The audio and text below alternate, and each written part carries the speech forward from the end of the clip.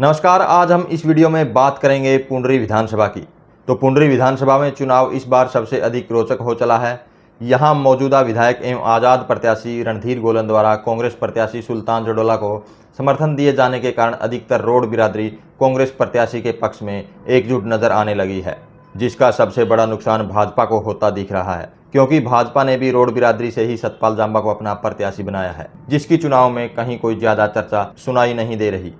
वहीं आज़ाद प्रत्याशी सतवीर भाना का चुनाव अनुसूचित व पिछड़ा वर्ग के वोट बैंक के आधार पर मजबूत नजर आ रहा है, लेकिन पूरे गांव पाई ने महापंचायत कर सज्जन ढुल को समर्थन देने का जब से फैसला लिया है। आपको बता दें कि पाई गांव पूरे हलके का सबसे बड़ा गांव है, तो तभी से सतवीर भाना के चुनाव अभियान पर असर पहुंचा है।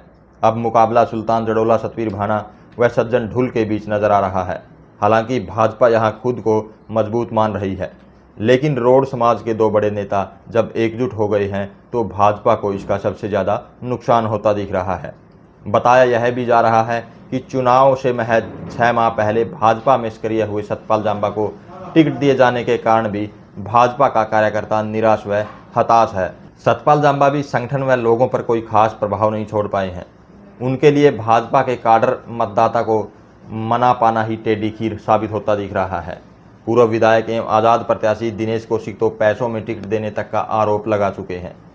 पुंडरी में भाजपा का चुनाव प्रचार अधिक चर्चा में भी दिखाई नहीं दे रहा, जिस कारण पुंडरी हलका में भाजपा की राह आसान नजर नहीं आ रही।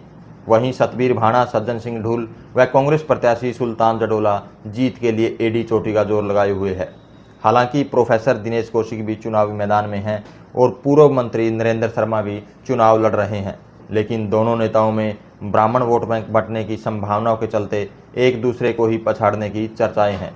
देखना होगा हर बार निर्दलीय प्रत्याशी को विधायक बनाने वाला पुंडरी हलका में इस बार किसी पार्टी का खाता खुल पाता है या फिर इस बार निर्दलीय प्रत्याशी विधानसभा में पहुंचेगा। तो चुनावी खबरों के लिए देखते रहें कैथल खबर।